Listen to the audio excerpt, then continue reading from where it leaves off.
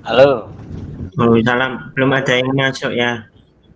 Oh, belum Mas. Gak Ya, ganggu ujian Mas Aldi dah. boten, Mboten ganggu. boten. Oh iya. Ya. Ya sudah diumumkan. Oke, Oke, ingat zona. Zona. salam. Assalamualaikum.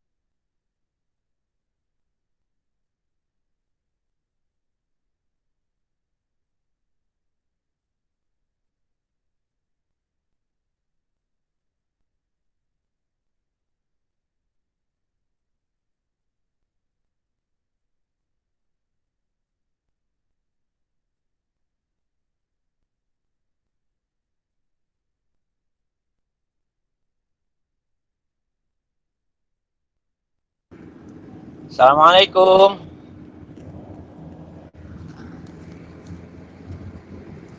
Waalaikumsalam, Pak. Waalaikumsalam, Pak. Sudah banyak berapa orang ini? Pak. Halo? Sudah berapa? Udah 15 orang ya? Iya Pak, masih Mohon 15. maaf. Saya perjalanan, kita mulai ya, sebentar lagi duduk. Ya, kita mulai kuliahnya, oke? Iya Pak. Iya Pak. Ya, mari kita mulai dulu ya. Assalamualaikum warahmatullahi wabarakatuh. Waalaikumsalam warahmatullahi wabarakatuh. Waalaikumsalam Mari kita Pak. buka dengan sama-sama baca basmalah dulu ya. Bismillahirrahmanirrahim. Bismillahirrahmanirrahim. Nah, sekarang saya tanya, silakan supaya saya ini, karena tadi baru ada tamu, mohon maaf, ini ada tamu dari Trenggalek.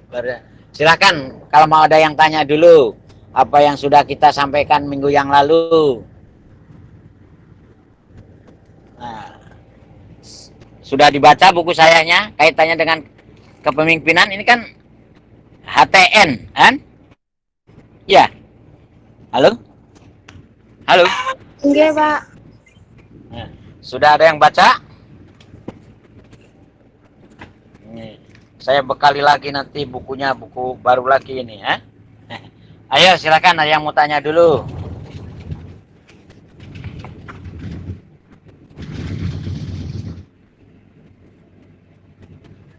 Halo? Kok diam?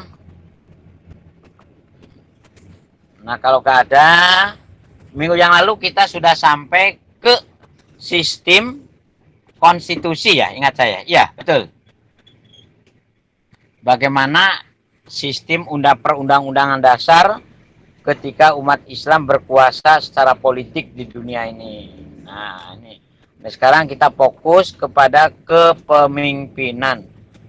Silakan, ada yang mau tanya? Kalau mau ada tanya dulu silakan. Nah, ini saya sudah siap-siap bukunya ini. Nah. Ayo, walaupun saya di mobil, sebentar lagi nyampe kok ke tempat duduk. Ayo silakan, ada yang mau tanya dulu. Barangkali ada yang mau tanya.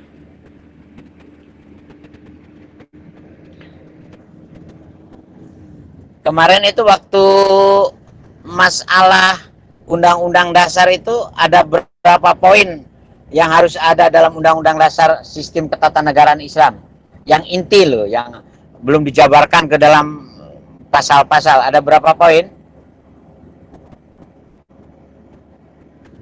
Kedengaran ini yang saya sampaikan? Halo? Kedengaran enggak? Hah? Halo? Kepada diam.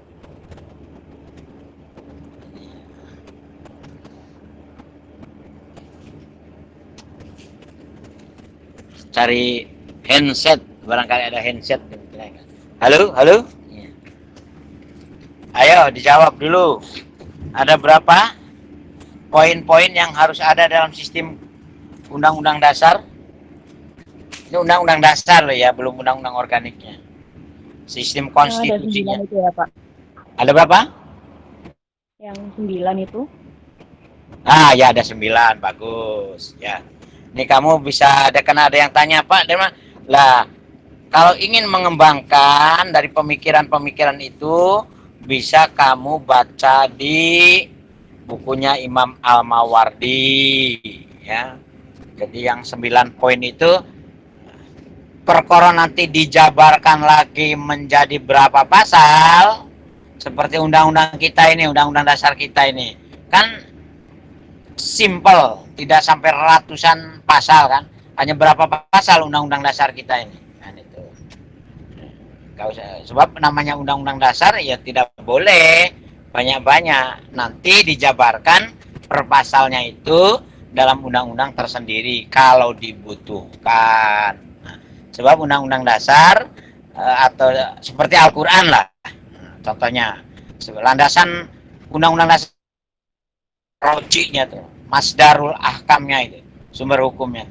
Al-Quran kan tidak berbicara teknis kayak sholat. Ada nggak pembicaraan rukun dan syarat sholat dalam Al-Quran? Dan tidak ada. Puasa juga begitu. Ada nggak penjabaran teknis tentang puasa? Seperti pidana. Waladina yarmunal muhsanat minan nisa. Ya, kalau kamu menuduh orang wanita yang baik-baik berbuat zina, maka penuduh itu akan dikenai rajam selama 80 kali. Ada nggak pembuktian turukul isbatnya itu? Apa namanya? Teori pembuktian untuk membuktikan seperti apa orang dianggap menuduh.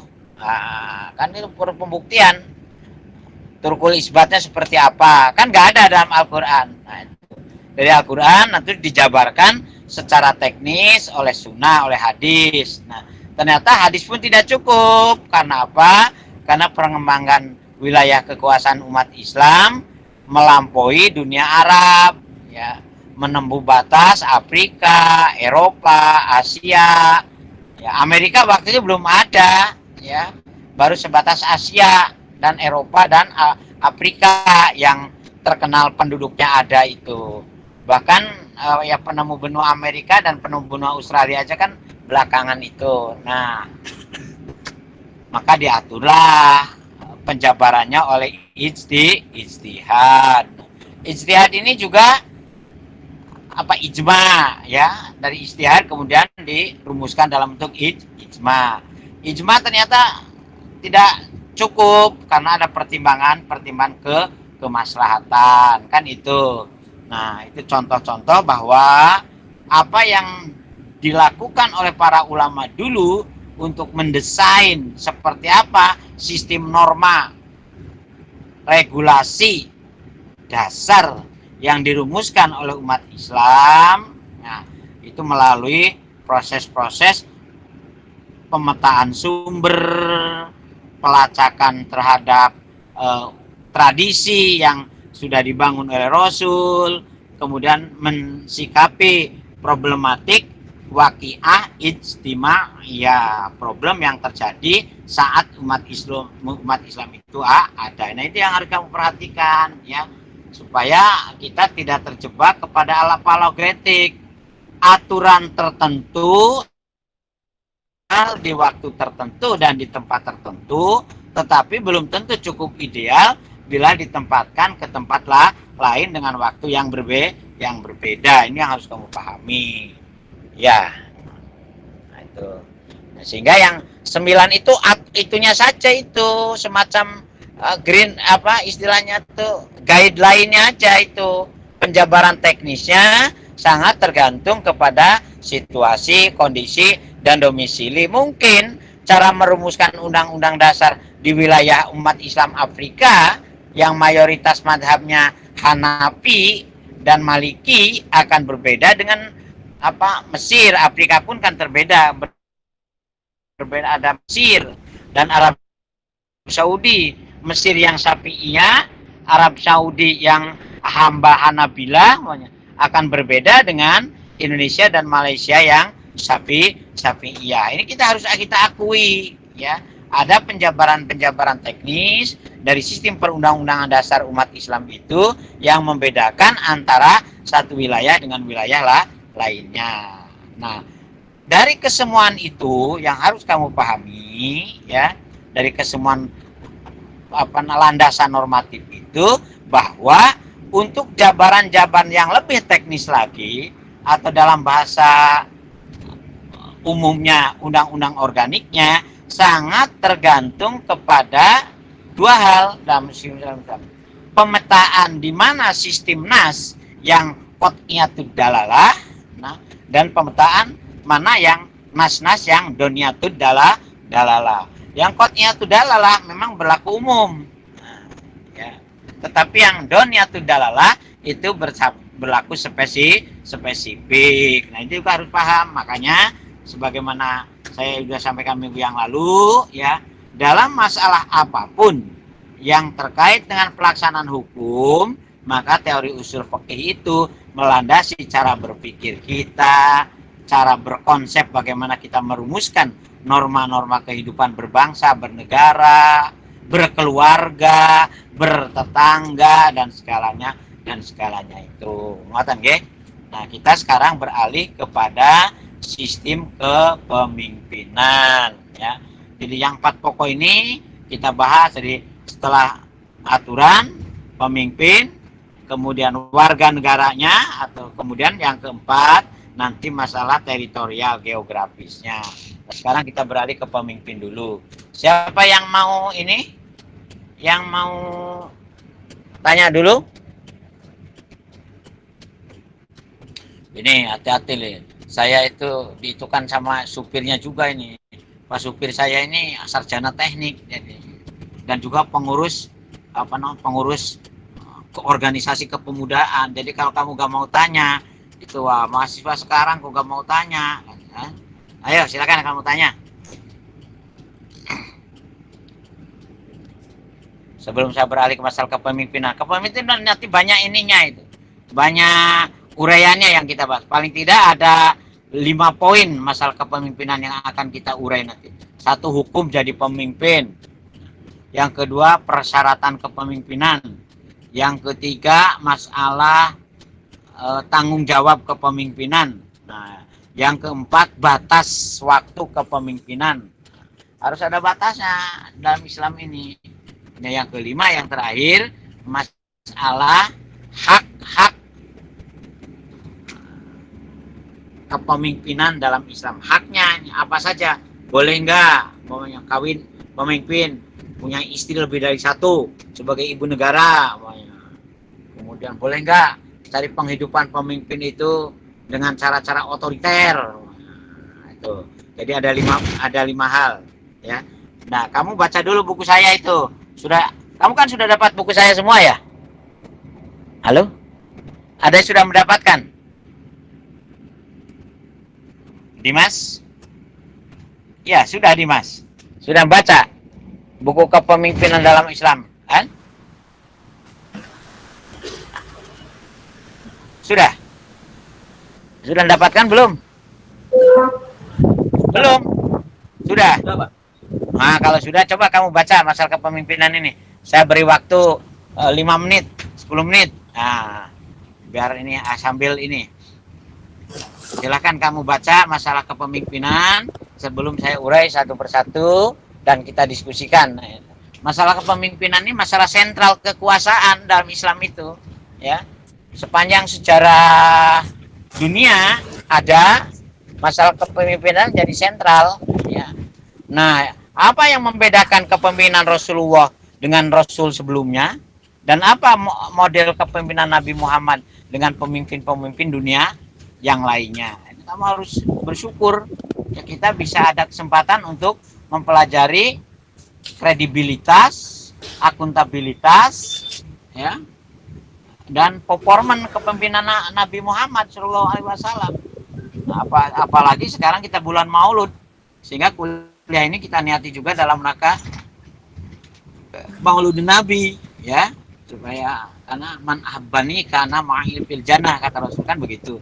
Man ahabbani kana ma'i fil jannah. Barang siapa yang cinta kepadaku, kata Nabi, maka aku akan bersamanya di surga kelak. Nah, sehingga ketika bicara kepemimpinan, hampir semua pemimpin dunia itu mesti yang kelas pemimpin dunia loh ya, yang itu mempelajari bagaimana sikap terjang dan kepribadian Rasulullah sebagai pemimpin.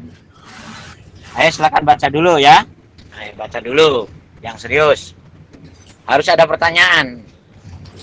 Ini saya mau turun dari mobil soalnya. Ayo kamu tanya dulu. Baca dulu.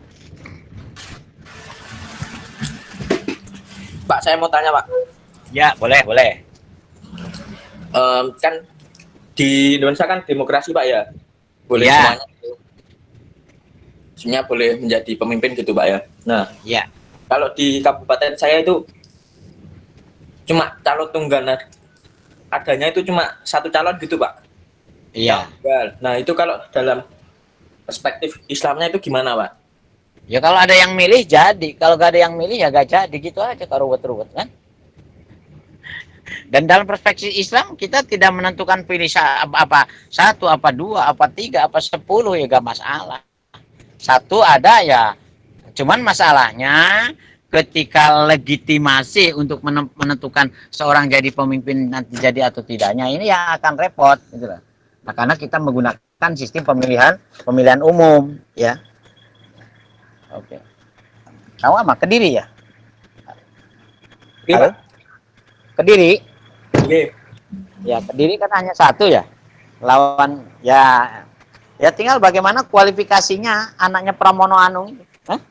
Kalau memang dia hebat, apa? Apa? Titipkan di Mas Rifki ya. Di Rifki. Assalamualaikum. Bagaimana Mas? Kemana Pak Bos kita Mas? Enggak ada Mas. Ke Padula. Apa? Mas, sebentar Mas. Saya tak duduk dulu biar enak. Loh Pak Jai enggak tajiah lagi?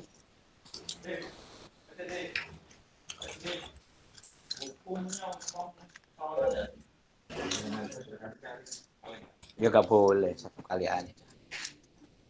Kalau disolati gak apa-apa berkali-kali. Kalau orang satu mayat menyolati berkali-kali, gak boleh. Biasanya itu kan bergelombang. Ya gak apa-apa. Nggak cukup waktunya. Cukup kalau itu boleh. Jadi imam berkali-kali boleh. Ya kalau imamnya gantian kalau. Biasanya imamnya satu Pak. Wah ganti. Di tempat saya itu mudinnya itu nunggu. Iya itu mudinya serakah ya. Enggak. Ya memang dari sisi itu gak ada ketentuannya, boleh. Tetapi memang apa? Coba sama lihat di ini. Apa? Yang paling enak di Google aja lihat. Hah? Ya boleh memang kata ini.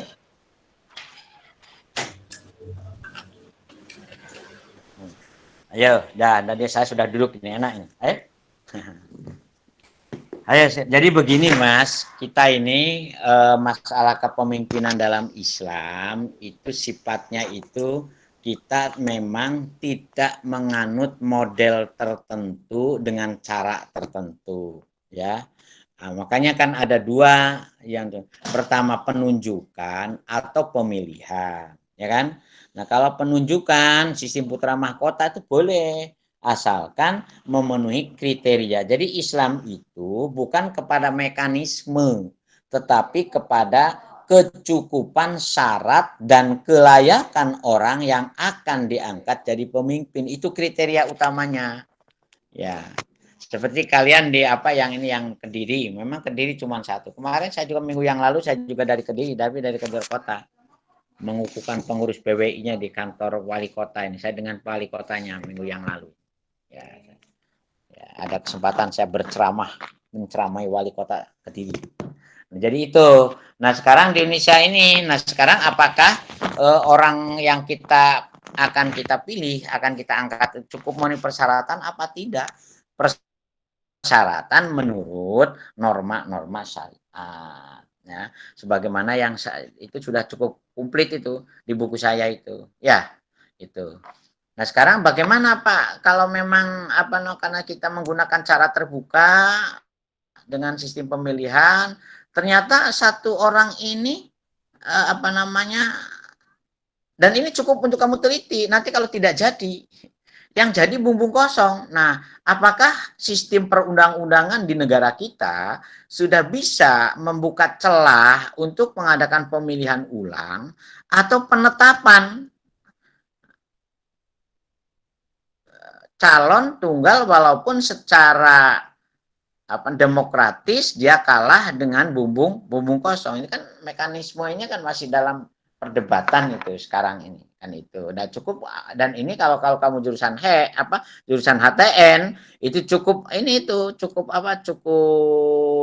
menarik untuk kita teliti lebih lanjut kan itu. Cuman sayang kamu kan jurusan HES kan nggak mungkin membuat skripsi ini kan itu ya. Itu Mas ceritanya, oke? Ini siapa? Dimas ya yang tanya ini. Kediri mana kamu Mas? Iya Pak. Pare kula Pak. Pare. Ya, gitu itunya itu. Nah, terus sikap kita bagaimana? Kamu kemudian apakah saya memilih siapa? Nah, apakah memilih yang bersangkutan, yang yang calon tunggal itu, atau memilih bumbung kosong? Itu hak kita. Nah, kalau kamu cukup yakin bahwa yang anaknya Pramono Anung itu memenuhi kriteria persyaratan kepemimpinan yang sudah saya tulis di buku itu mendekati cukup syarat, kemudian diyakini yang bersangkutan bisa memimpin Kediri secara baik, dan tingkat kualifikasinya cukup istimewa umumnya, dan kompetensinya cukup layak, ya silahkan kamu pilih, itu hakmu. Nah, bagaimana memilih kaitannya antara hubungan warga negara dengan pemimpinnya? Ketika warga negara itu mau menerima atau mau menolak pemimpin yang dianggap legal atau dianggap sah itu, maka apakah mekanisme innalladzina yubayyi'unaka innama yubayyi'unallah, apakah mekanisme perbaiatan itu bisa disederhanakan dengan mencoblos dalam sistem demokrasi? Lah itu cukup menarik untuk kita kaji lebih jauh. Halo Mas. Ya. Sementara banyak para ulama, memang ulama modern maksudnya, seperti dari Mesir, dari Sudan, yang menggunakan pendekatan-pendekatan demokratis itu, menganggap bahwa dengan pemilu itu sebagai representasi mengakui untuk mengakui keabsahan kepemimpinan yang kita ikuti. Makanya di Indonesia juga ada yang mewajibkan ikut mencoblos, itu hukumnya wajib, kan ada itu. Nah, itu karena terkait dengan ketaatan dan penolakan. Nah, atau kalau tidak taat, tidak mau menolak, atau takiyah. Dalam sistem pemerintahan Syiah itu kan ada takiyah. Ketika pemimpin itu tidak kita akui eksistensinya, sementara kita kalau menolak ini tidak punya kekuatan politik, tidak punya kekuatan modal sosial, maka berlakulah namanya takiyah. Memang ada dalam dunia politik itu namanya takiyah. Makanya muncullah istilah gerakan di bawah tanah macam-macam itu. Ngoten Mas. Oke? Ada yang mau tanya lagi, silahkan. Nah, sebentar tak pinjam tes.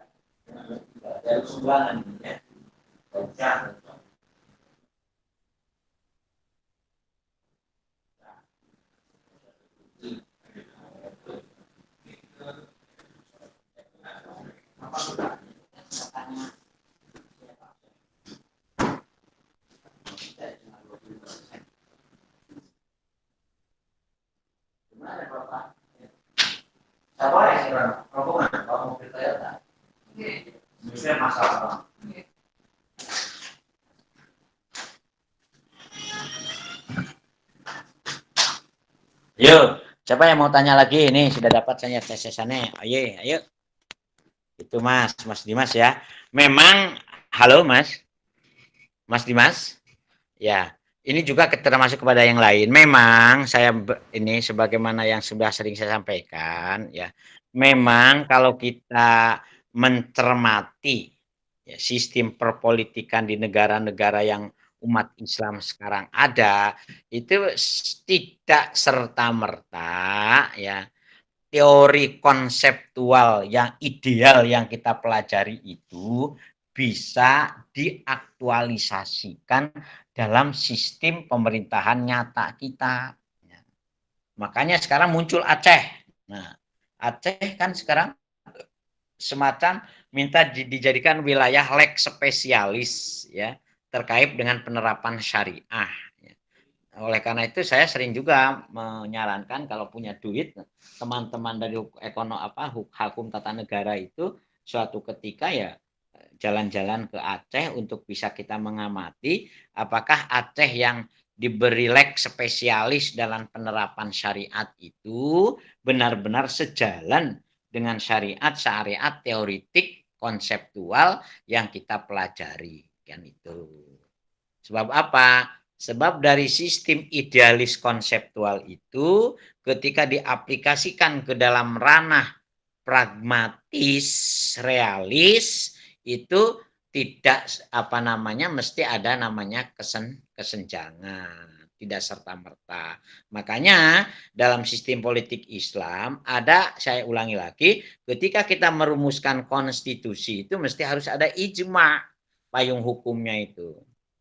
Dan ada ulama tokoh Indonesia juga yang meneliti ternyata dia menulis tesis waktu kuliahnya di Universitas Madinah hukmul Islam al-ijma. Ya. Jadi tatbikul ahkamis syariah al-ijma. Jadi ketika kita menerapkan norma-norma ajaran Islam, ternyata itu ijma yang menjadi payung hukumnya itu. Itu Pak siapa?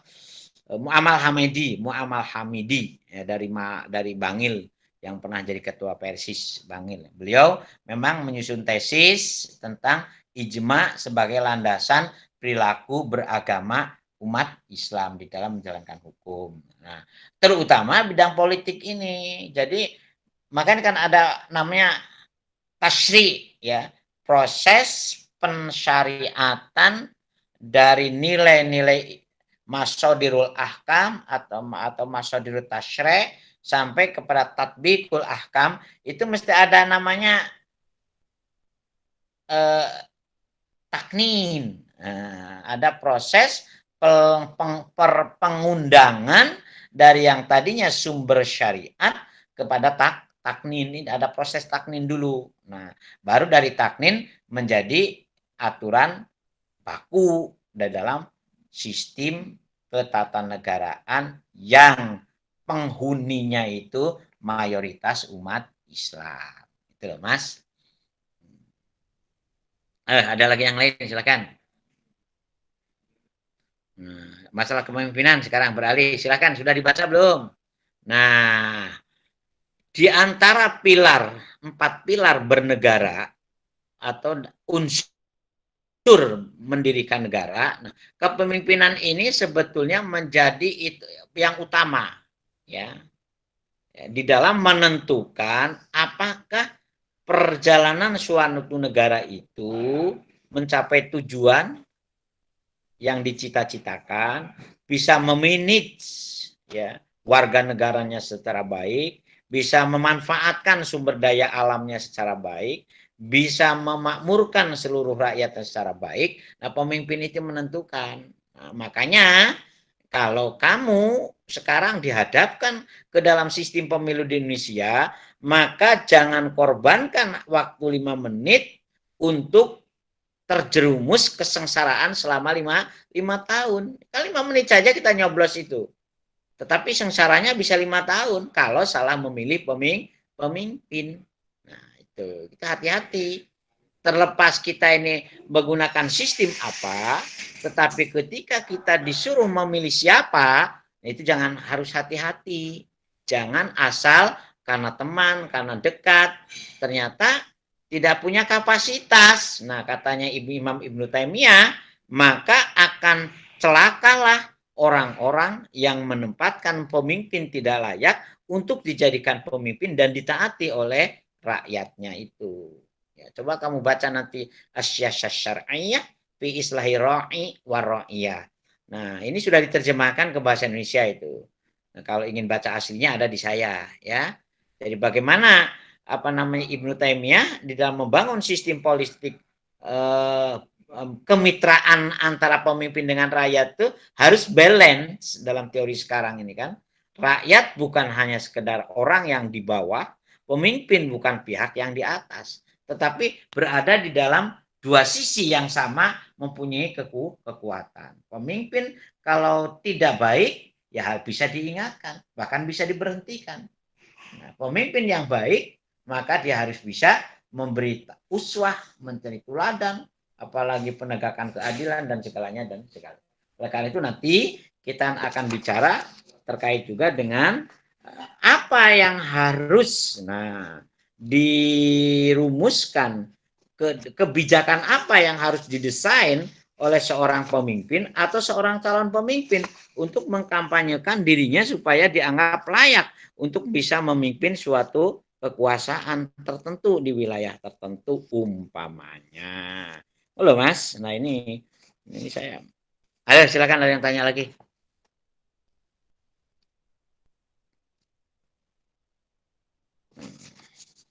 Nah bukunya ini coba kamu nanti kalau punya duit ya, ini tak kelihatan nggak?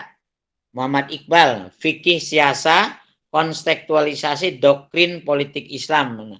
Ini cukup bagus buku ini untuk dijadikan pijakan awal untuk memahami sistem politik, sistem kekuasaan, masalah kepemimpinan, dan beberapa contoh kasus sejarah yang pernah dialami oleh umat Islam ketika mereka berkuasa di dunia ini. Ya mudah-mudahan suatu ketika sesuai dengan harapan wal akibatu lil muttaqin.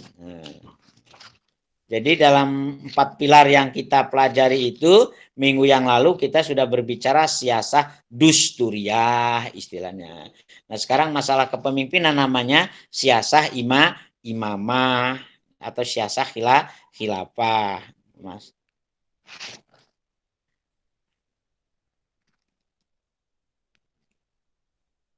Ayo silakan, ada yang mau tanya lagi?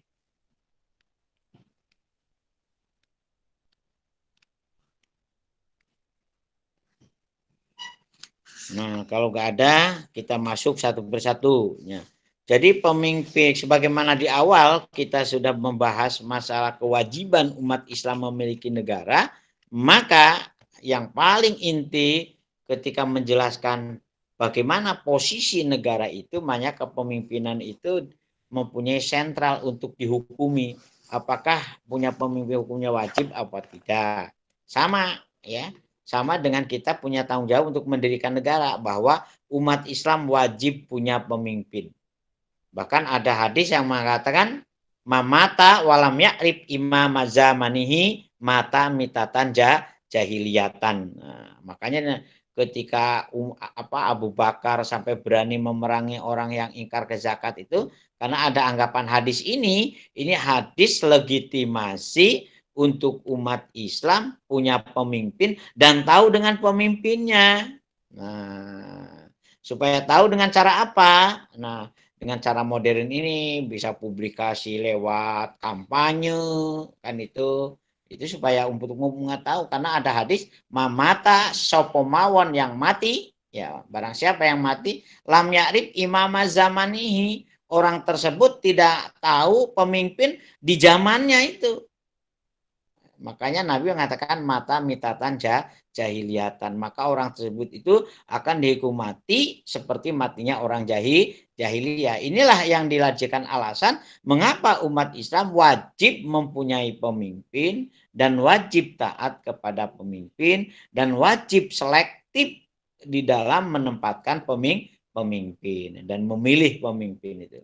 Makanya berikutnya kita akan berbicara syarat-syarat pemimpin itu. Nah, itu ya. Ada yang bertanya lagi, silakan. Nah, walaupun mohon maaf, ini kepemimpinan Islam itu memang terpolarisasi ke dalam 3 model. Model kepemimpinan ulama, model kepemimpinan tasawuf, dan model kepemimpinan politik yang bersamaan dengan penempatannya sebagai pemimpin agama. Nah, itu. Nah, kalau ada kepemimpinan ulama itu dibedakan antara ulama dengan umaro. Kalau kepemimpinan tasawuf menganggap kepemimpinan dunia ini tidak ada apa-apanya, sebab yang paling utama itu adalah kepemimpinan tasawuf atau mursyid dalam bahasa yang lebih konkretnya itu. Nah, tetapi ada juga yang mengatakan al-khalifatu dilullah fil ardi, bahwa kepemimpinan dunia ini juga seolah-olah menyatu dengan kepemimpinan agama. Karena ada kewajiban-kewajiban pemimpin dunia sekaligus pemimpin agama itu terkait dengan tugas-tugas. Contohnya, ana waliyu man la waliyalahu dalam masalah perkawinan. Ketika si gadis ini tidak punya wali nasab, maka wali hakim itu menjadi pilihan. Hakim di sini bukan hakim pengadilan, tetapi kepala negara. Nah itu karena Rasul mengatakan ana waliyu man la waliya lahu. Saya, kata Nabi, adalah walinya orang-orang yang tidak punya wali kalau dia melakukan kewajiban-kewajiban yang harus ada peran wali. Gitu. Terus yang ketiga, ada juga hadis yang memberikan gambaran kalau kamu bepergian lebih dari satu orang kan itu, atau lebih dari dua orang, maka pilihlah salah satu di antara tiga orang itu jadi pemimpin, atau salah satu dari dua orang itu menjadi pemimpin di perjalanan yang yang sifatnya insidental saja harus ada pemimpin, apalagi sistem kehidupan yang akan melakukan semua aktivitas berkelanjutan untuk mencapai satu tujuan yang diinginkan pasti. Nah, itulah makanya ketika Nurholis Majid itu zaman reformasi di Orde Baru, awal Orde Baru, ya dulu kan umat Islam itu punya partai-partai Islam. Nah, tetapi karena partai Islam itu gagal, ya sekarang strateginya jangan kepada gerakan partai, tetapi harus Islam bersimbiosis dengan sistem ajaran. Maka dia menulis pernyataan itu. Partai Islam no, Islam yes, partai Islam no.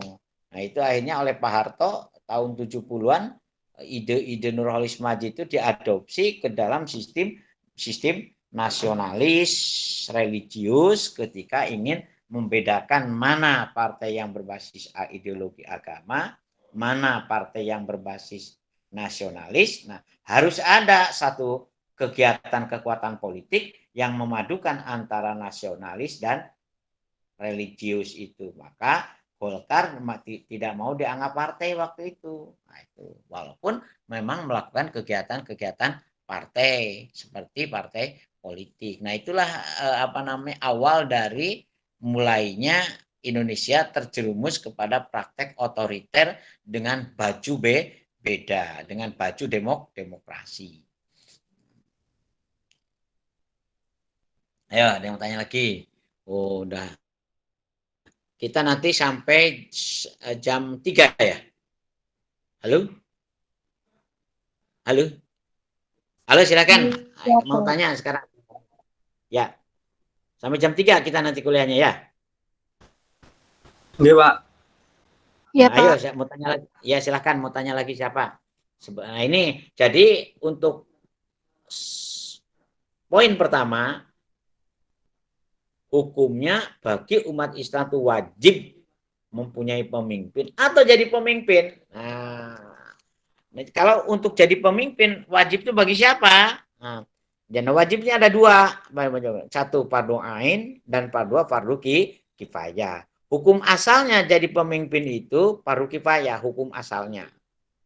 Oleh karena itu para ulama sepakat perlu ada mekanisme, perlu ada treatment, perlu ada pelatihan untuk bisa terpilih di antara sekian umat Islam itu salah satunya jadi pemimpin. Nah, ketika hukumnya fardu kifayah, maka pembelajaran kepemimpinan, pelatihan kepemimpinan, kemudian eksperimen kepemimpinan itu menjadi bagian yang tidak boleh diabaikan.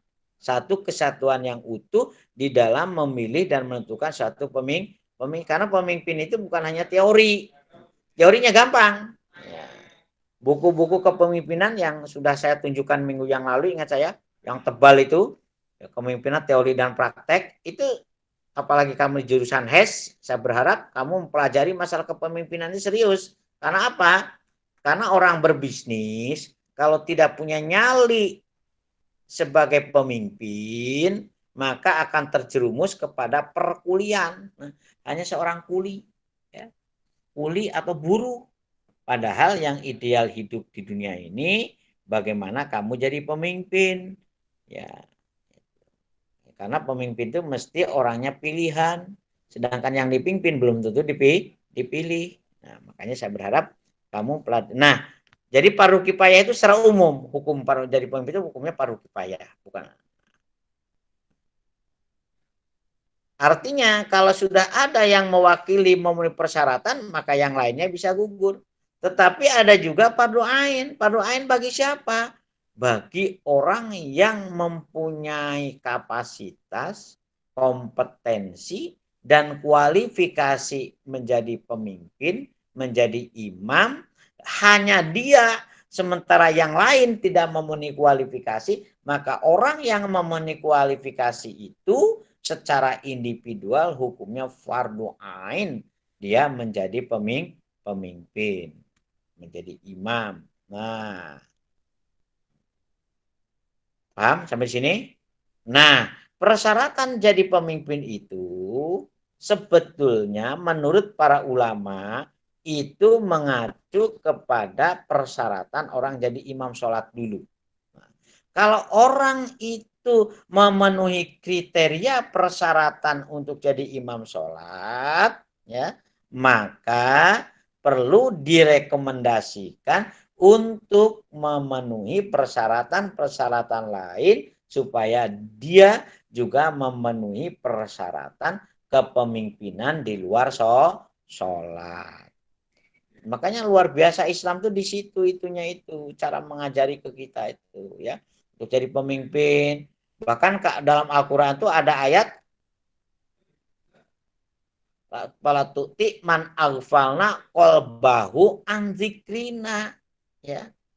Luar biasa itu untuk penempatan pemimpin yang harus kita pilih adalah pemimpin yang hatinya juga tidak pernah lalai ingat kepada Allah Subhanahu wa ta'ala. Bayangkan, di samping memenuhi persyaratan-persyaratan kriteria-kriteria yang dirumuskan para ulama, para siapa yang berislam boleh berakal sehat, punya kecerdasan, punya amanah, punya kepribadian yang macam-macam itu, yang sebagaimana yang ditulis di buku saya. Tetapi yang ini lagi menurut Al-Quran, di samping itu semua, dia makomnya itu harus masuk kepada yang hatinya pun tidak boleh pernah lalai atau lupa ingat kepada Allah Subhanahu. Karena apa? Menurut ayat tersebut, karena al-qalu adzikna wa kana amru furuto, bisa menyebabkan kepemimpinannya itu amburadul. Nah, makanya murad marid itu. Karena apa? Ya, karena pikirannya tidak menyandarkan kepada siapa yang lebih berkuasa selain Allah Subhanahu wa ta'ala. Ini harus diperhatikan kan di situ. Nah, itu yang menyangkut masalah hukum ya. Adapun syarat-syarat jadi pemimpin, kamu baca sendiri ya. Di buku saya itu. Bahkan dilengkapi juga dengan ayat Al-Qur'an itu. Syaratnya harus cakap, ini cakap tuh harus amanah. Di samping ada persyaratan-persyaratan yang bersifat imajiner, intangible dan tangible. Kalau dalam bahasa orang orang HES itu kan ada istilah tangible dan intangible. Kekayaan yang bersifat tangible itu apa? Hah? Ya Jihan. Halo? Kekayaan yang bersifat tangible itu apa? Ini kan jurusan HES ini. Halo? Pernah dengar nggak istilah tangible dengan intangible? Hah? Wah, ayo silahkan, ayo kamu ini dulu buka-buka dulu itu persyaratan kepemimpinannya itu sebelum kamu tanya saya. Minum dulu.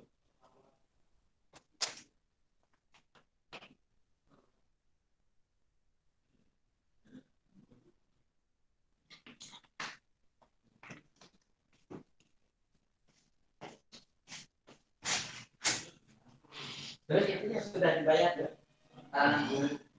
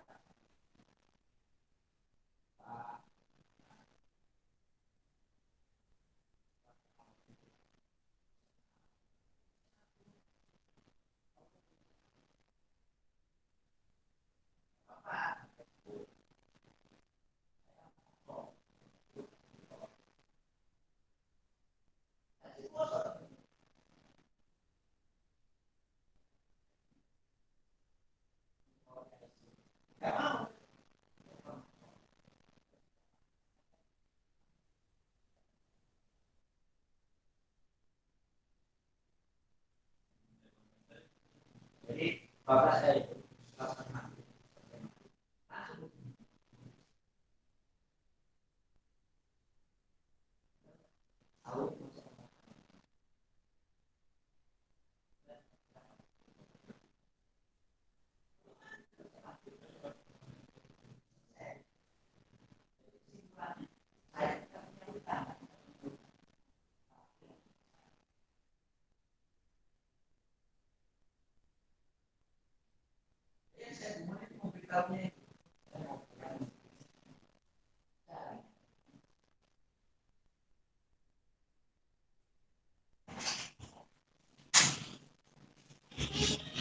ayo, nih, yuk teruskan. Ayo bertanya lagi.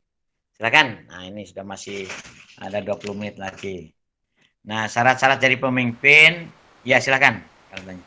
Saya Pak mau bertanya, Ya, kan seumpama Pak ya pemimpin itu kebijakannya kurang tepat gitu Pak ya. Nah, terus rakyatnya itu kayak mau membenarkan, nah tapi mau membenarkan gitu Pak. Kayak demo kemarin itu. Nah itu kayak gitu itu dibolehkan nggak Pak sebenarnya? Soalnya kan nah, dalam ada, Islam tidak. soalnya Halo, ya, ada hadis yang patuhi Marok. pemimpinmu itu loh Pak. Ya, asam wa ta'at. Oke. Gini, Islam itu sebetulnya semuanya itu ada mekanismenya secara ideal. Ya, contohnya kepada Imam Ghazali itu membagi pemimpin itu kan kedua klaster. Imamun adilun, imamun jairun. Ada pemimpin yang baik dan ada pemimpin yang tidak baik. Semuanya itu tetap harus ditaati. Pemimpin yang baik ditaati, yang tidak baik cuma bedanya kalau pemimpin yang tidak baik itu perlu diperingatkan. Nah, cara mekanisme memperingatkannya juga cukup ideal dalam Islam itu. Ada lembaga namanya Ahlul Hali wal Aqdi.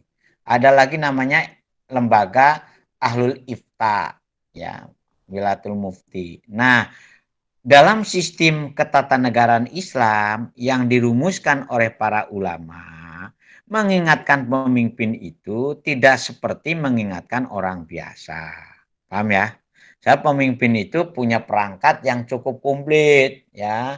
Di samping perangkat yang cukup komplit, juga pemimpin itu punya perasaan berbeda dengan rakyat. Ya, ada gengsinya juga manusia kalau sudah jadi pemimpin, jadi atasan, jadi penguasa itu ada gengsinya. Nah, ada gengsinya supaya gengsi dan wibawanya tidak tercoreng dan tidak dipermalukan di depan orang banyak, maka para ulama itu merumuskan mekanisme cara mengingatkan pemimpin yang zolim, pemimpin yang jair, pemimpin yang tidak bertanggung jawab. Nah, dalam bahasan ini ada itu di apa itu mekanisme-mekanisme cara mengingatkannya itu ya.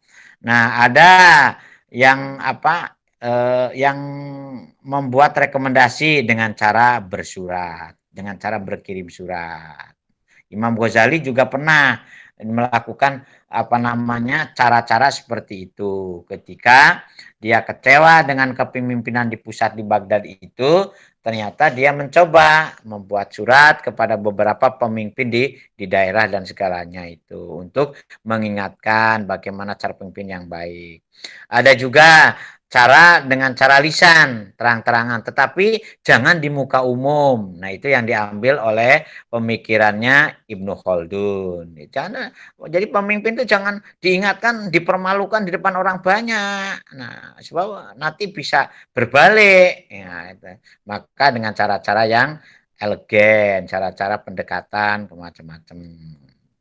Nah, sampai ada disinyalir la yudrikukuluh ma yudrikukuluh dalam teori usul fikih itu. Kalau tidak semuanya ya sebagian juga dianggap cukup, itu la yudrikukuluh ma yudrikukuluh. Itu juga terkait dengan bagian konon asbabul wurudnya itu, kaidah itu juga terkait dengan masalah bagaimana perilaku kepemimpinan yang tidak menjalankan semua idealisme harapan sebagaimana yang dicontohkan oleh Rasulullah, tetapi dia hanya mengambil sebagian saja. Nah, untuk mengingatkan, ya kalau sebagian kecilnya sudah cukup, yang penting dia tidak sampai terjemah.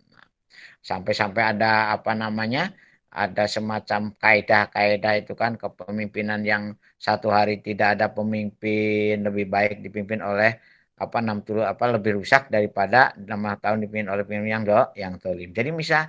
Jadi mekanisme memperingatkan, mengingatkan, sampai menurunkan. Jangan dikira Islam tidak mengajarkan juga pemakjulan, sama ada teori pemakjulan yang dikembangkan oleh siapa yang mulai digagas oleh Imam Al-Mawardi itu ada.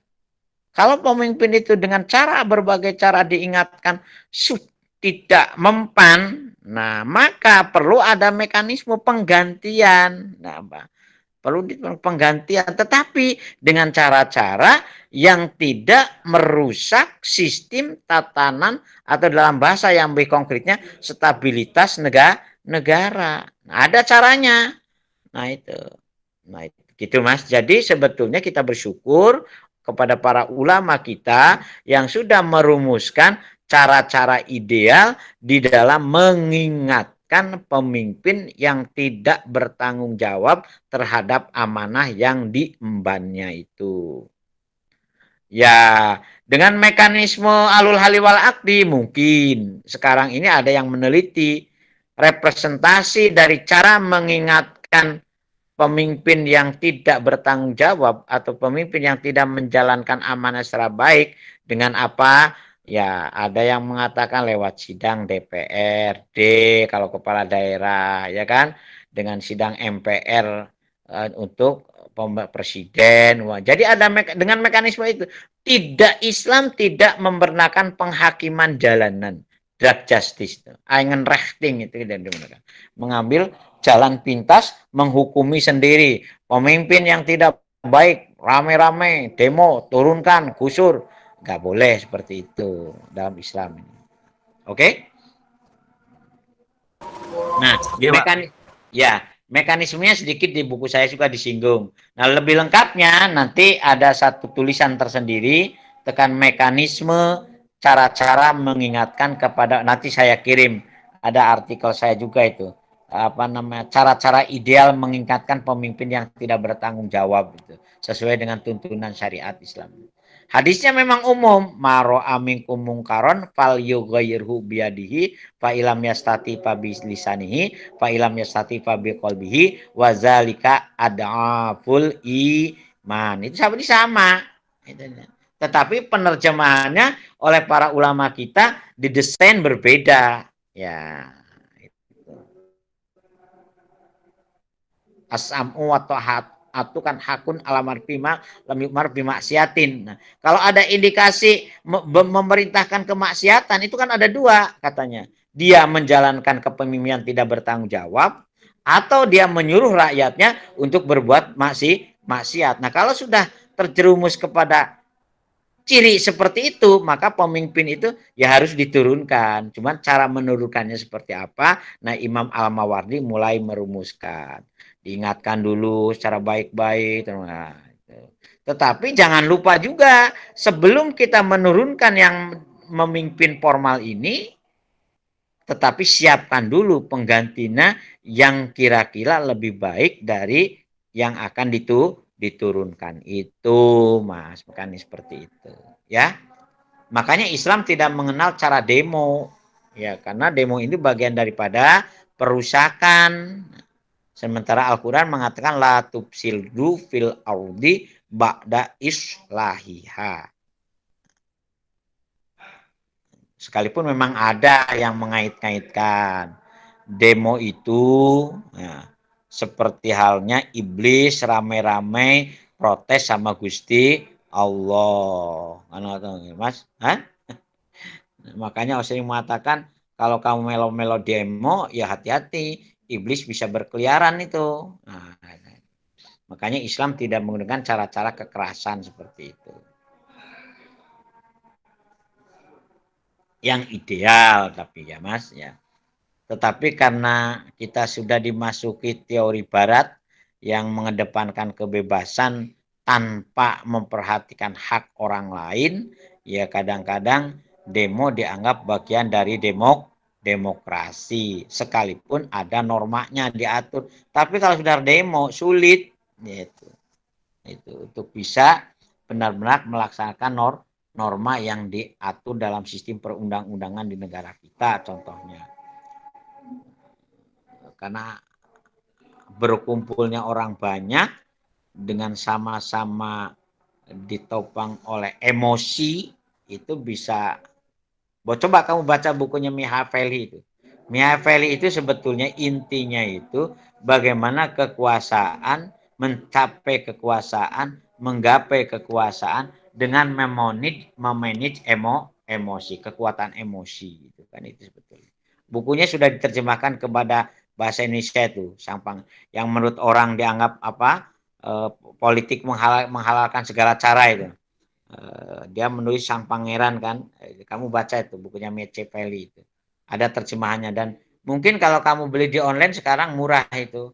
Karena ternyata anak saya juga sering buku di online walaupun bukunya memang tidak sebagus anyar cetak. Karena ternyata buku-buku yang bekas pakai itu sekarang banyak yang dijual online. Yang penting isinya. Hah?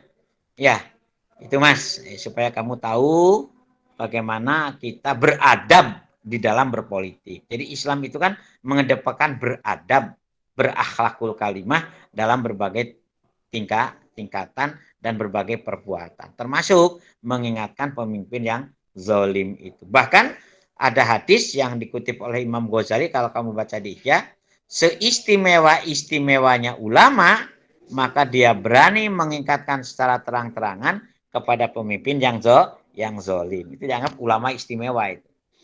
Nah, siapa ngerti kamu di atas seperti itu.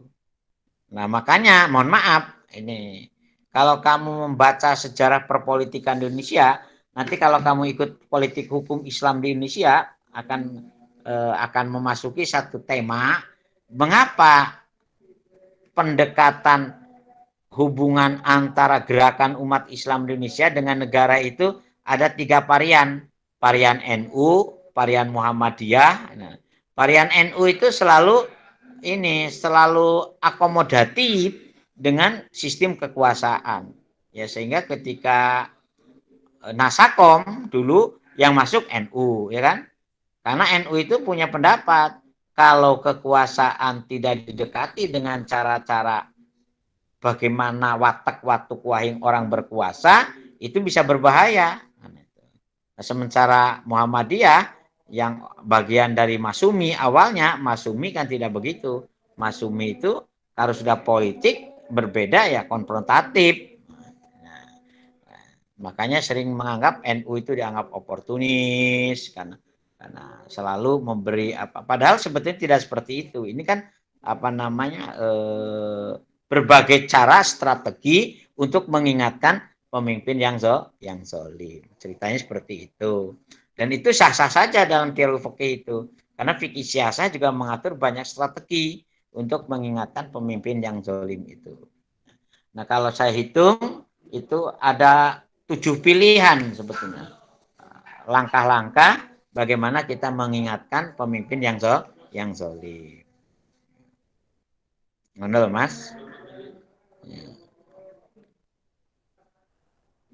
Ada lagi yang lain? Silakan. Nah, kalau gimana Pak? Kita kan mahasiswa. Mahasiswa itu kan penuh idealis, penuh semangat, apalagi kami juga bisa calon pemimpin masa depan. Nah, kalau murni cara mengingatkannya dengan landasan intelektualitas dan akademis, ya sah-sah saja itu. Tetapi kadang-kadang terjerumus kepada proyek pesanan dan emosional. Itu juga ya, makanya rentan sekali. Makanya ulama-ulama seperti Ibnu Taimiyah sekeras apapun dia mengingatkan sesama ulamanya, tetapi ketika dia mencoba mengingatkan pemimpin, ternyata dia tidak sekeras menulis buku Minhajus Sunnah, kan itu. Kalau kamu baca Asyasah Syariah fi Islahi Ra'i Waro, iya, memang ungkapannya cukup dramatis, tetapi ternyata langkah strategis pilihannya cukup bertahap gitu loh. Cukup berstrategi lah yang tidak menimbulkan, jangan sampai ketika kita mau menangkap ikan, airnya keruh, akhirnya ikannya tidak bisa ditangkap. Karena apa? Ya itu tadi, karena kamu harus tahu kalau orang sudah jadi penguasa, jadi pemimpin itu watak dan itunya beda. Lebih-lebih dengan dunia sekarang kan ada sistem protokoler, ya kan? Nah, zaman Rasul dulu gak ada sistem protokoler. Umar bin Khattab sampai salah satu raja Persia akhirnya taat gara-gara Umar bin Khattab ternyata bukan orang yang mewah, yang penuh protokoler seperti Bizantium Romawi, sangat sederhana sekali. Dia tidur di atas pelepah kurma, tidak ada pengawal yang cukup cukup menakutkan dan menyeramkan. Dia hanya seorang diri, kan itu, dan seterusnya itu. Itu Mas, sementara itu. Ayo yang lain lagi, silakan. Jadi kesimpulannya, kalau kalian ingin mengingatkan pemimpin yang zalim, cara-caranya tidak boleh dengan cara-cara yang menyimpang dari tuntunan agama. Dalam Al-Quran itu ada ungkapan da'iyan ilallahi bi'idnihi. Kalau kamu mengajak kepada orang lain untuk betul-betul sejalan dengan norma Islam, bi'idnihi, dengan jalan-jalan yang diizinkan oleh Allah Subhanahu wa ta'ala. Tidak dengan jalan-jalan yang dimurkai oleh Allah Subhanahu wa ta'ala. Ngono Mas caranya itu. Makanya dari dulu kalau kalian mempelajari, tidak ada ajaran demo dalam sistem kepemimpinan Islam. Gitu loh Mas. Oke? Silakan yang lain. Jawabannya. Ayo yang lain silakan. Ini masih ada waktu 15 menit lagi kita berbincangnya ini. Nah, terus setelah yang saya tegaskan, coba kamu perhatikan syarat-syarat. Jadi dalam syarat-syarat pemimpinan ada syarat umum, ya. yang secara khusus Al-Quran memberi landasan la takhidul mu'minal kafirina auliya min dunil mu'minin, ya. Kalau bisa kamu orang yang beriman itu jangan sampai kamu memilih pemimpin yang tidak seiman, tidak seagama. Walaupun sekarang diperdebatkan itu ketika eksperimen Ahok dengan Anies. Oh, pengusaha itu kan. Itu jangan kamu kaitkan dengan teori ini. Ini tidak ada bukan tujuannya seperti itu. Nah, jadi orang yang iman yang dimaksud dalam Al-Quran itu memang mempunyai kapasitas dan kualitas seperti persyaratan-persyaratan yang lainnya kan itu. Dilukuah kan namanya. Dia mempunyai kekuatan yang yang kalau dalam kepemimpinan Rasul itu kan terkenal dengan istilah sidik, fatonah, tabligh, amanah kan itu. Itu paling tidak sidik ya kan, dia orangnya jujur, bisa dipercaya. Fatonah cerdas, sama pemimpin nggak boleh. Pemimpin telo, mikirnya mestinya segera memutuskan. Karena apa? Karena pemimpin nanti dihadapkan ke dalam harus segera mengambil keputusan dengan cepat dan tegas. Apalagi kalau hubungan dengan pernyataan perang, pernyataan damai, darurat sipil, darurat militer, darurat corona dan segalanya itu. Seperti sekarang kita dianggap dalam kondisi darurat corona. Itu pemimpin kalau gak cerdas, gak fatonah, ya gak bisa membuat ini keputusan yang betul-betul akan melahirkan kemaslahatan secara utuh. Yang kedua, yang ketiga, tabligh. Dia bisa berkomunikasi dengan baik, ya kalau bahasa sekarang ini. Jadi cara mengkomunikasikan ide, gagasan, cita-cita, kemudian visi misi sebagai seorang pemimpin, ya harus betul-betul istilahnya itu ya komunikatif. Dalam bahasa ilmu balaghah itu ya jadi yang pemimpin nggak bisa menyampaikan ide gagasan secara jelas, ya bahaya. Sebab pernyataan pemimpin itu merupakan kebijakan kekuasaan. Bisa menjadi referensi pengelolaan negara. Makanya kalau kamu apalagi kalau namanya Imamul A'dham, coba kamu nanti dalam Islam itu ada istilah Imamul A'dham. Ya. Jadi makanya dalam teori Jawa itu ada idu geni. Nah, apa yang disampaikan pemimpin itu harus betul-betul ya komunikatif, bisa dipahami. Dan juga tidak boleh adanya bahasa hiperbol, bahasa yang sifatnya konotatif, ya, yang penuh arti misteri lah katanya, tidak bisa dipahami secara jelentreh, itu nggak boleh. Ya. Bahkan makanya di Imam Al-Mawardi, bagaimana pemimpin yang bisu ya dengan pemimpin yang tuli dan pemimpin yang buta. Makanya Imam Al-Mawardi mensyaratkan pemimpin itu tidak boleh tuli, tidak boleh buta, tidak boleh bisu. Karena apa? Karena kebisuan ini tidak bisa menyampaikan visi, misi, ide, gagasan. Bahkan kalau kalian baca kitab fikih yang lebih ini lagi, kitab fikih awal-awal yang seperti Tahrir, ya kan? Kenapa dalam Islam khotib itu begitu harus memenuhi persyaratan dan kriteria seperti wasiat, bitakwa, macam-macam, bahkan ada pengamanan pakai tongkat segala.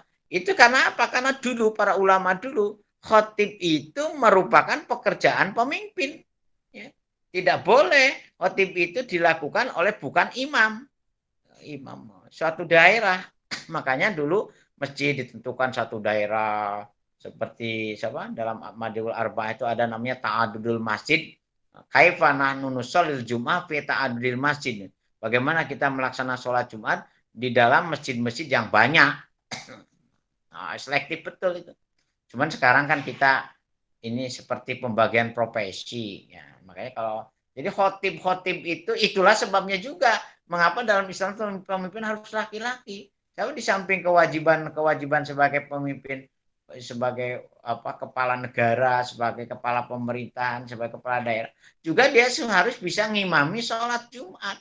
Karena yang punya tanggung jawab memberikan nasihat waktu sholat Jumat yang mengatakan apa ada istilah ittaqullah haqqa tuqati wal kewajiban menyampaikan ajakan takwa ketika khutbah Jumat, karena khutbah Jumat itu menjadi pekerjaannya pemimpin. Nah, seperti zaman Muawiyah ini. Ada cerita kan, zaman Muawiyah itu sebelum Umar bin Abdul Aziz jadi khalifah, maka hampir semua khotib-khotib di masjid di wilayah Muawiyah itu selalu menghina, mengkutuk, mendiskreditkan, menjelek-jelekan Sayyidina Ali dan keluarganya sampai pengikutnya. Nah, suatu ketika ini gubernur Kufah ini, ayahnya Umar ini Abdul Aziz tuh khutbah. Nah, di tengah-tengah khutbah itu kan dia nangis. Akhirnya khutbahnya tidak diteruskan sampai selesainya sholat Jumat dengan lain. Ketika pulang ke rumah oleh putranya, Umar ditanya, wahai sang ayah, mengapa tadi nangis ketika tengah-tengah khutbah? Padahal khutbah sudah selesai. Apa jawaban Abdul Aziz? Wahai Ananda, ayah khutbah ini di masjidnya Sayyidina Ali dan di tengah-tengah penghuni mayoritas Kufah, masyarakat Kufah ini adalah orang-orang yang setia kepada Sayyidina Ali. Sementara kita sebagai khalifah dari keturunan Muawiyah ini adalah merampas haknya Sayyidina Ali dan penerusnya sebetulnya. Ayah teringat dengan ungkapan janji Muawiyah yang mengatakan kami jadi khalifah tidak akan mewariskan kepada anak, tetapi akan dikembalikan lagi kepada Sayyidina Hasan dan Husain. Tapi tahu-taunya akan terjadilah malapetaka di mana Sayyidina Husain meninggal dunia, Sayyidina Hasan meninggal dunia diracun, Sayyidina Husain dipenggal kepalanya di Karbala itu kan. Nah, setelah itu Umar bin Abdul Aziz menggantikan ayahnya jadi gubernur di Kufah kan.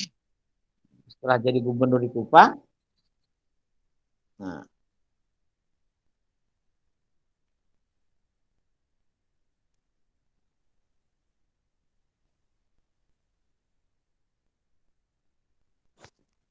halo?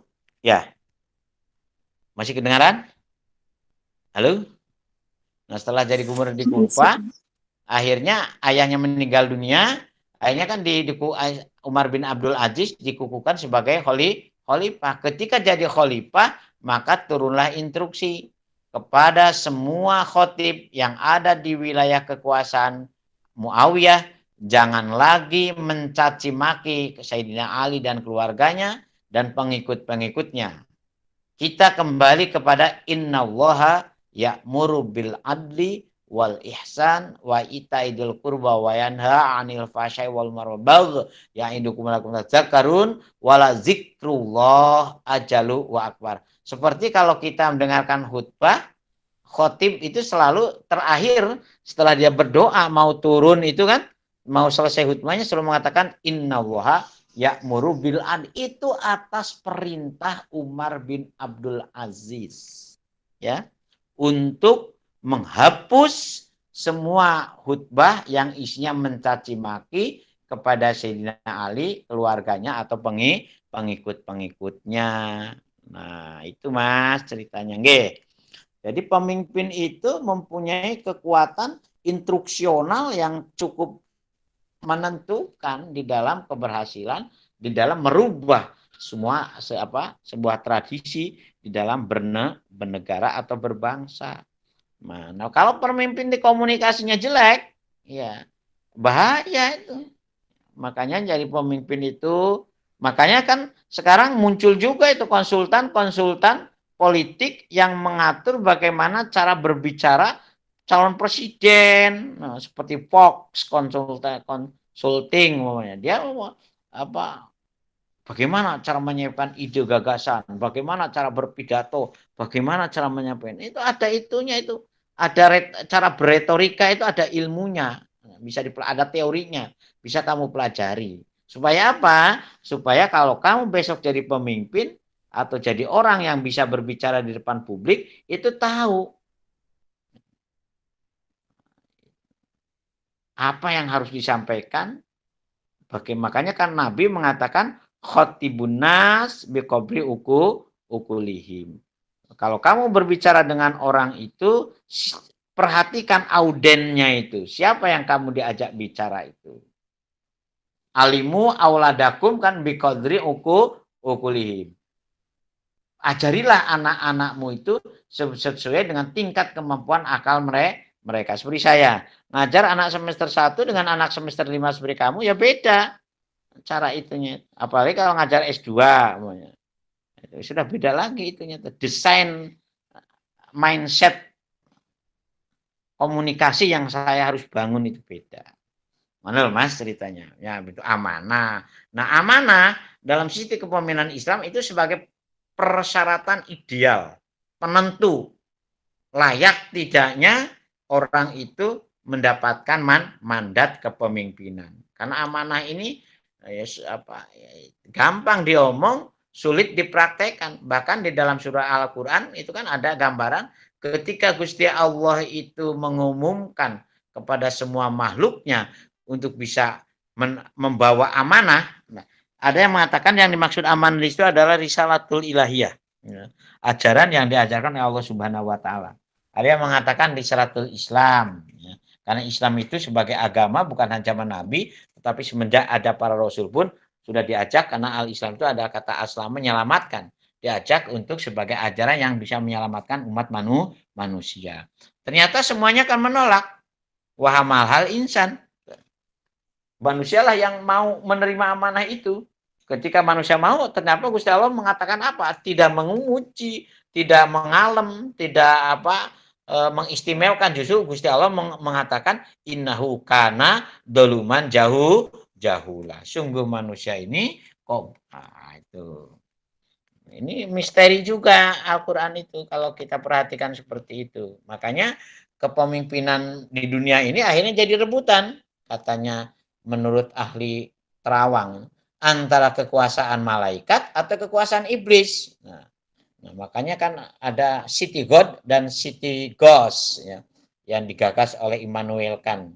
Kalau digagas oleh Ibnu Khaldun itu Al-Madinah Fadilah, Al-Madinah Sayyi'ah itu kan.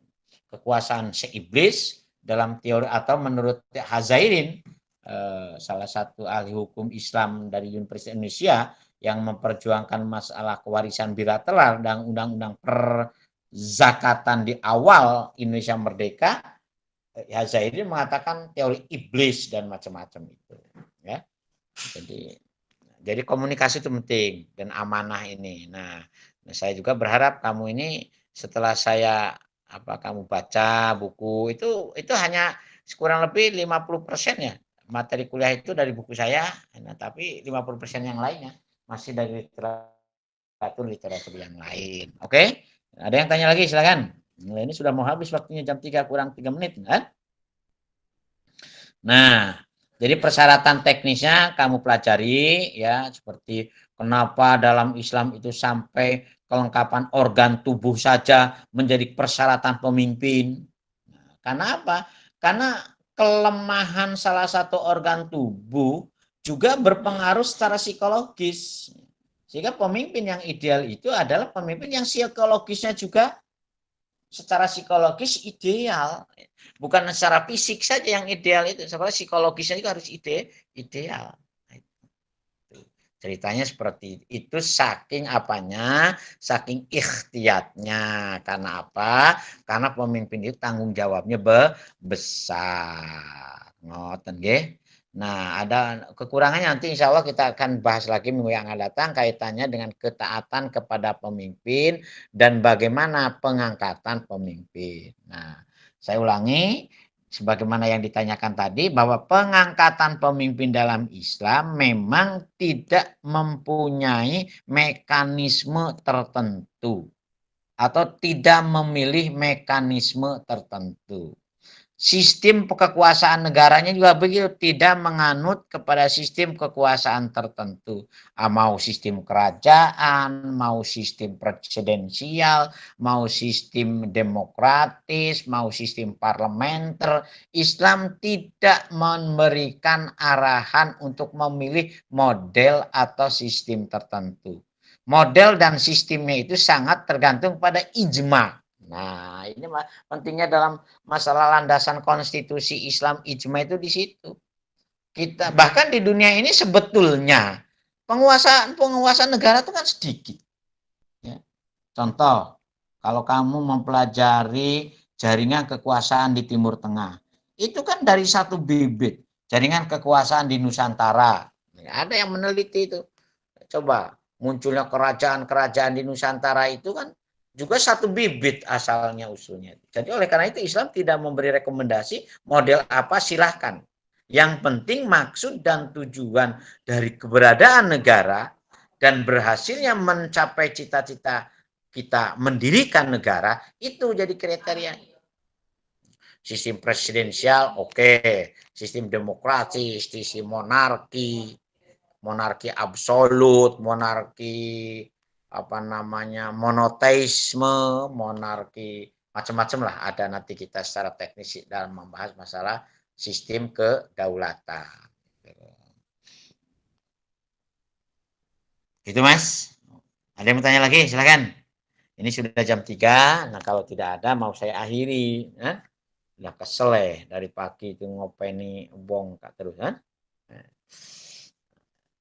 Kalau nggak ada, sementara sampai sini dulu ya. Nah, tolong buku 6 minggu depan kita akan meneruskan masalah pertanggungan jawab pemimpin dalam sistem kekuasaan umat Islam. Jadi saya menggunakan istilah sistem kekuasaan umat Islam, tidak menggunakan negara Islam. Saya tidak menggunakan istilah negara Islam karena negara Islam itu imajiner, sesuatu yang ada dalam khayalan, realisasinya nggak ada. Yang ada itu adalah sistem kekuasaan umat Islam, sistem pelaksanaan syariat secara bertahap, sistem eksperimen. Nah, memilih pola yang beda dari sistem kekuasaan yang lain. Itu di situ itunya itu stressingnya itu, penekanannya itu. Oke? Nah, gimana? Kita sampai di sini dulu, cukup? Absennya sudah tadi, sudah diisi. Halo? Halo? Ya, Andita? Anggun? Sudah Pak, sudah saya isi. Bagus tuh yang dari Sulawesi itu ya? Bukan Pak. Yang dari ini, dari mana itu? Dari Sulawesi itu kelas ini apa kelas? Kurang tahu Pak. Oh, sini Jawa semua ya? Minimal Madura gitu ya? Maksimal Jawa, minimal Madura gitu. Ada yang terjauh dari mana ini?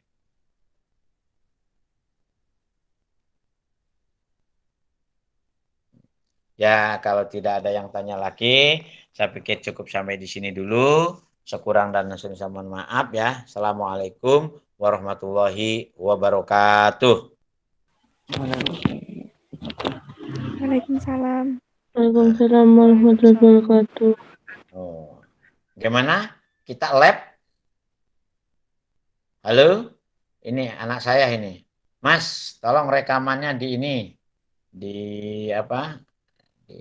Ini direkam. Kalau kamu butuh cerita ulang lagi nanti bisa di-download di Google Drive, Google Drive. Iya Pak. Ini dari kuliah pertama yang bisa direkam.